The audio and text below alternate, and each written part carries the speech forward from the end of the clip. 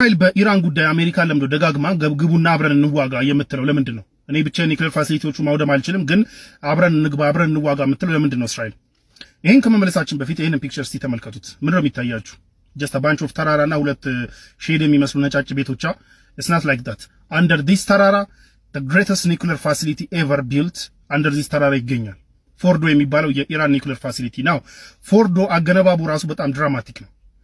ፎርዶ ሲገነባ ማለት ነው ኢራን አካባቢ ላይ ናታንዝ የሚባል ሌላ አንድ ኒውክሌር ፋሲሊቲ አላት። ሁሉም የሚያውቀው የዓለም መንግስታት የሚያውቁት ኢንተርናሽናል አቶሚክ ኢነርጂ ኤጀንሲ የዩኤን የየሀገሩን የኒውክሌር ፋሲሊቲዎች የሚጎበኝ ላይክ ኢንተርናሽናል የዩኤን ግሩፕ ራሱ የዩኤን ተቋም ራሱ የሚያውቀው በቃ ሁሉም የሚያውቁት ናታንዝ የሚባል ኒውክሌር ፋሲሊቲ አለ አቅራቢያው ላይ በፊት ጀምሮ የተገነባ።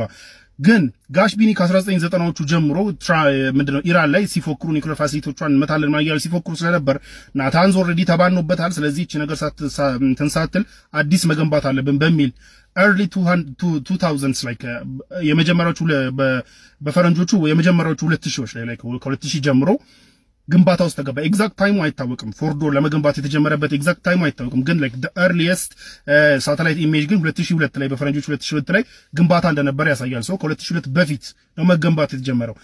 አሜሪካ like ዓለም ፋይንድ አውት ያደረገው ግን 2009 ላይ ነው። ፎርዶ የሚባል ኒውክሌር ፋሲሊቲ እየተገነባ እንዳለ ፋይንድ አውት ያደረገው 2009 ላይ ነው። ሰው ለ9 ዓመት ሲገነባ ማንም አያውቅም ነበር።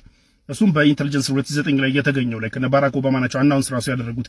ይህ አናውንስ ከመደረጉ በፊት ከቀናት በፊት ኢራን ላይክ እና አሜሪካ ይሄን ነገር ፋይንድ አውት ማድረጋቸውን ካወቁ በኋላ ወዲያው ለኢንተርናሽናል አቶሚክ ኢነርጂ ኤጀንሲ ለዩኤን ግሩፕ አዲስ ኒውክሌር ፋሲሊቲ እየገነቡ እንደሆነ አሳወቁ። ላይክ ከቀናት በፊት ግን it's already obvious ብዙ አመታት እንደቆየ ግንባታ ላይ በድብቅ እየተገነባ እንደነበር።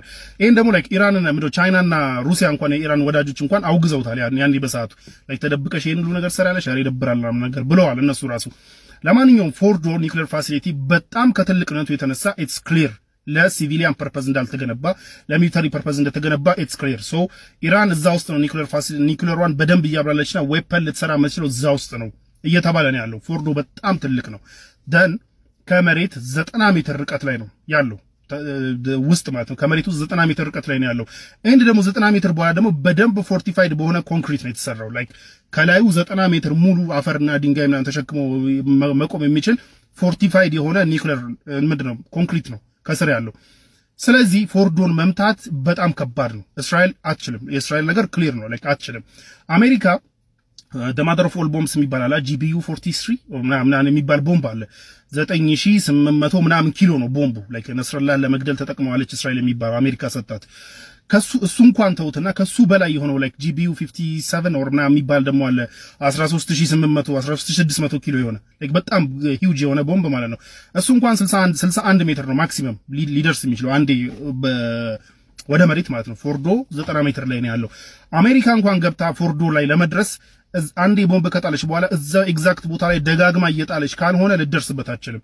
ያንን ደግሞ ስታር ያ ሁሉ ነገር ስትመላለስ ደግሞ ያው ብዙ ፕሌኖቹ አደጋ ላይ ይወድቃሉና it's not easy ፎርዶን መምታት it's not easy። ፎርዶን ደግሞ በS300 ነው እየጠበቀችው ያለችው ኢራን ማለት ነው። S300 ያው ሌተስት ባይሆንም S400 አለ። S400ን ሩሲያ ተሰጣታለች አሰጣትም ሌላ ጉዳይ ነው። ግን ፎርዶን መምታት በጣም ከባድ ነው። the other thing ፎርዶ ቢደረስበት እንኳን ቢመታ እንኳን ከዛ የሚወጣው ራዲዬሽን ከፎርዶ በቅርብ ርቀት ላይ ቆም I don't know how to pronounce it የሚባል ሲቲ አለ የሺአዎች one of the holiest city እና ያንን ካደረግን እንኳን ያንን ሲቲ ከጥቅም ውጭ ስለሚያደርገው ራዲዬሽኑ የሺአዎች ሪሊጂየስ የሆነ ሪታሊዬሽን ይመጣል። ላይክ ሪታሊዬሽን ሪሊጂየስ የሆነ አሁን ፖለቲካል ነው ሪሊጂየስ በሰንስራት ሪሊጂየስ የሆነ ሪታሊዬሽን ላይክ ኢማጂን ኢት ላይክ መካ ላይ ጥቃት ቢደርስ ነገሩ ከፖለቲካልነት ይወጣና ሪሊጂየስ ሆኖ የመጨረሻ ኮምፕሊኬት እንደሚያደርገውና ያ ሁሉ ኮምፕሊኬሽን ያመጣል ፎርዶን መምታት ቢመታ እንኳን። ግን ፎርዶ በቀላሉ የሚመታና በቀላሉ የሚደረስበት ኒውክሌር ፋሲሊቲ አይደለም። ኢራን እዛ ውስጥ ኢን ዘ ኒር ፊውቸር በጣም በቅርብ ጊዜ ኒውክሌር ቦምብ ሊኖራት ይችላል የሚል ስጋት አለ። በጣም ብዙ ኒውክሌር ማብለያዎች ናቸው ያሉት። እጅግ በጣም ትልቅ የሆነ ፋሲሊቲ ነው። ይሄን ሁሉ የተገኘው እንግዲህ ላይክ 2018 ላይ ቲንክ ይመስለኛል ሞሳድ የኢራን ኒውክሌር ፋሲሊቲዎች ፋይል ሰርቆ ነበር። ባለፈው ልክ ኢራንም ሪቬንጅ አድርጋ ሰረቀች ላይ አገኘች ሀክ አድርጋ አገኘች ሰልላ አገኘች የሚለው ነገር ነግራችሁ ነበር አይደል? የእስራኤል ኒውክሌር ፋሲሊቲ ሰው መጀመሪያ እስራኤል ነበረች ያደረገችውና ያኔ ነው ፋይንድ አውት ያደረጉት ምን ያህል ሂውጅ እንደሆነ ምን ያህል ነገር እየተሰራበት እንደሆነ ምናምንና ፎርዶን ለመምታት ነው እንግዲህ እስራኤል ኑና አሜሪካኖችን እየጋበዘች ያለችው ኑና ደጋግመን እንምታ። ግን ፎርዶ አንደኛ የሚደረስበት አይደለም። የአሜሪካንም ቦምበሮች አደጋ ላይ የሚጥል ነው። እሱን ለመምታት መሞከር ደን ከተመታ በኋላ ደግሞ ከውስጡ የሚወጣው ራዲዬሽን አካባቢው ላይ ያለውን ህዝብ እንዳለ በሙሉ የሚያሰድድ ከተሞች የሚያወድም ምናም በመሆኑ ራዲዬሽኑ ላይ ከዛው ልትኖር አትችልምና ያ ደግሞ እዛ አካባቢ ያሉት ሪሊጂየስ ቦታዎችን the holiest site ለሺዓዎች holiest site የሆኑ ቦታዎችን ከጥቅም ውጭ የሚያደርገው ያ ደግሞ against us religious የሆነ ጸብ ከፖለቲካ ይወጣና religious የሆነ ጸብ ያመጣብናል።